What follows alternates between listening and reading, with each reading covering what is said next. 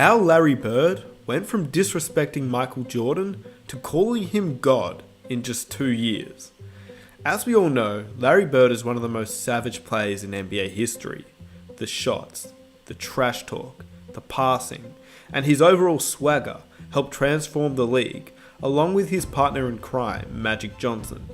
So this story looks at how Larry Bird went from disrespecting MJ to calling him a god in just 2 years, a look at the first time Larry Bird met Jordan and trash talked him, even before playing an NBA game. You guys seem to love these types of videos where I include interviews, stories and highlights all mixed in together, and I think this one is a great story. So if you'd like to support the channel, I'd love if you could hit that like button, as it helps me out so much and it only takes 1 second of your time. Lastly, I hope everybody's doing okay within this tough time. Stay strong. I know some families are doing it really hard at the moment, so hopefully this video will take your mind off everything for just a few minutes. Anyway, here's the story. We begin all the way back in 1984. Before being a member of the Chicago Bulls, Jordan would actually participate in the 1984 Olympic team. This is where he'd first be able to showcase how great of an elite talent he truly was. He would play up against NBA players, NBA superstars, and future legends of the game. He would dominate them. At that time, Larry Bird was coming off an MVP season during the 1983-84 season with averages of 24 points, 10 rebounds, 6.5 assists, and nearly 2 steals per game. He, along with Magic Johnson, were the stars of the league. Bird, at this time in his career, was an NBA champion. He was named the Finals MVP and the regular season MVP. There was nobody in the league who was better than him. He was 27 years of age by this stage, and he was on top of the NBA landscape. But he was hearing about this kid named Mike Jordan. The kid out of North Carolina with freakish athleticism. We all know Jordan as being one of the most ruthless and cutthroat players ever, but at this stage in his career, it was Larry Bird who wanted to make a point. It was at this time that Bird was on top of the NBA landscape. He was the man, and the one who had seen success in the league most recently. The Celtics were again ready to follow their leader into battle.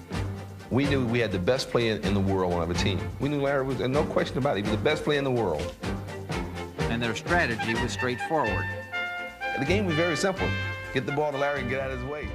So entering the 1984 NBA season, the league had agreed it would have the Olympic team versus the NBA All-Stars team during the off-season to prepare the college kids that would go on to play for gold in the 1984 Olympics. And the 1984 Olympic team was interesting because future Hall of Famers Charles Barkley, John Stockton and Karl Malone were all cut from the team, leaving the main star, MJ, to dominate the 1984 Olympics. And there's a story going around that Charles Barkley getting cut was because of head coach Bobby Knight, who knew that Charles Barkley was the second greatest player on that roster. So I go there, so we got 120, and like I said, it's probably 30 or 40 Hall of Famers. Everybody who ever played in NBA in the last 30 years was there. But to prove to me that you want to play on this team, you're going to have to lose 9 more pounds. Charles Barkley was an RPIA, Royal Pain in a...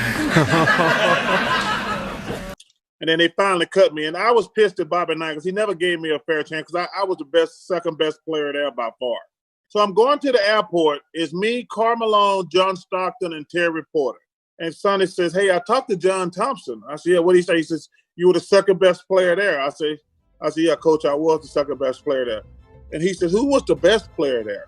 I said, "Coach, I just saw the best basketball player I ever seen in my life. His name is Michael Jordan. He's from North Carolina."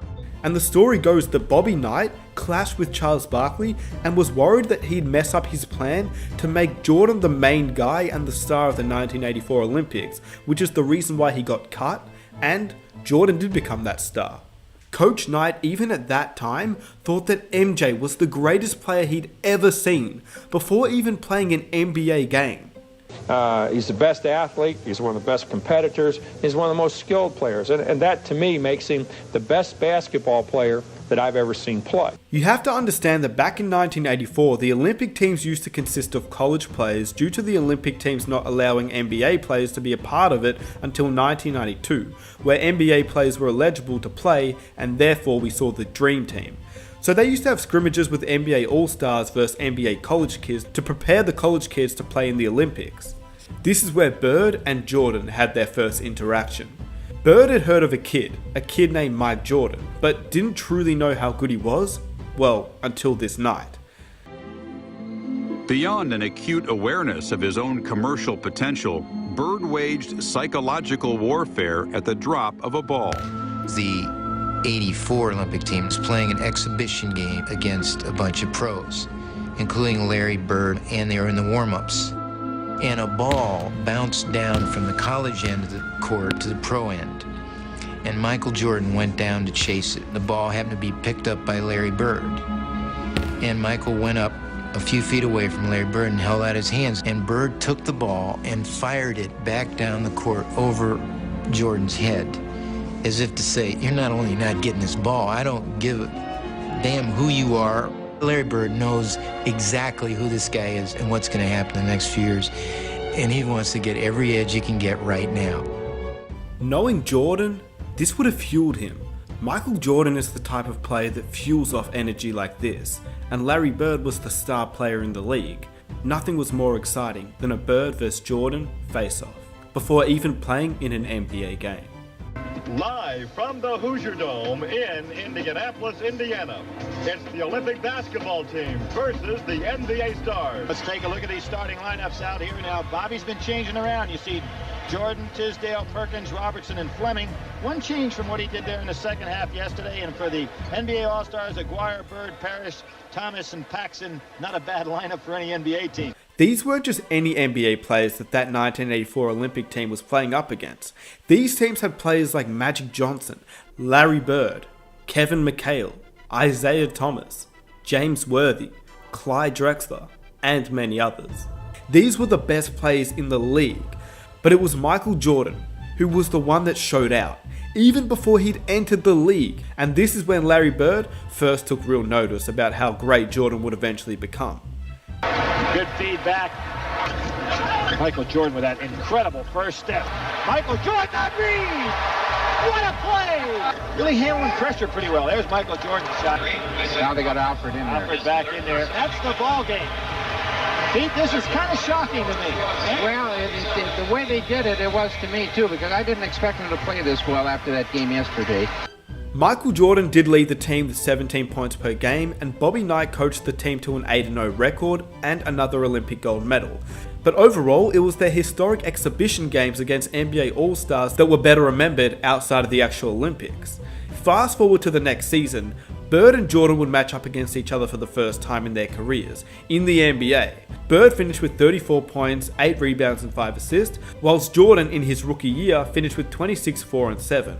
But once again, this is Larry Legend in his prime years, along with the Celtics who were dominant. Bird was still once again the MVP of the league, but the Celtics had lost in the NBA Finals to the Lakers, and Bird could see Jordan quickly becoming dominant in the league, with 28 points per game, an average in his rookie year which has never been replicated.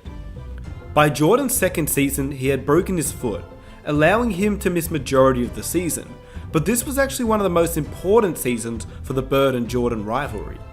We know what happened next in the 1986 playoffs. We've all seen it. This was the series where Jordan became what Larry Bird would call that was God disguised as Michael Jordan. God disguised as Michael Jordan. And the rest is history. Larry Bird and Jordan played against each other for 28 games during the regular season. Larry Bird won 17 of those games and Jordan only won 11, but you can't really compare the two players. They both would play exceptionally well against each other, Jordan averaging 33.5 points per game, 6 rebounds and 6 assists, whilst Larry Bird would average 27 points, 8.5 rebounds and 6.5 assists. They would meet twice in the playoffs, and the Chicago Bulls got swept each time, despite Jordan obliterating the Boston Celtics. But as we all know, we can't compare them, because obviously Larry Bird was getting older and he phased out basically after the 1988 season where he started to have back issues. Jordan started to dominate the league during that time. And obviously Larry Bird was surrounded by excellent teammates and he won rings. Jordan came into a bottom rebuilding franchise that hadn't won, so the two were in completely different situations. And yes, Bird won more, but it's unfair to rank them at this point in their respective careers. This video was to show the level of respect that arguably the greatest player at the time had for this sophomore kid, just making his way through the league. Larry Bird went from trash-talking Jordan during the 1984 Olympics to calling him God disguised as Michael Jordan, and the best player he'd ever seen. Nobody like him. Point blank. I never seen nobody play like he plays. And you can include all of them. That type of player that can go to another level anytime he wants to. Probably the greatest player in the game right now. And this was all in just the span of 2 years. To put that into perspective, imagine LeBron James trash talking some college kid now, and then 2 years later, he's calling him the greatest player that he's ever seen in just his sophomore season. Not to mention, after missing majority of the year with a broken foot. If that doesn't scream out GOAT, I don't know what does. And I hope you guys enjoyed the video. Let me know what you think about this trash talking story, Larry Bird vs MJ. You guys seem to love these types of videos where I include interview stories and highlights, so I think this one was a great story and hopefully you guys enjoyed it. If you're new around here, be sure to hit that subscribe button for NBA content every single week, and I'd really appreciate if you guys could hit that like button. It takes 1 second of your time and it helps the channel grow so much. With that said, I'll catch you guys in my next video. I am out. Peace. I wish you a lot of luck, and I think you had a very wonderful career, even though you probably ruined a lot of my successful games against the Boston Celtics.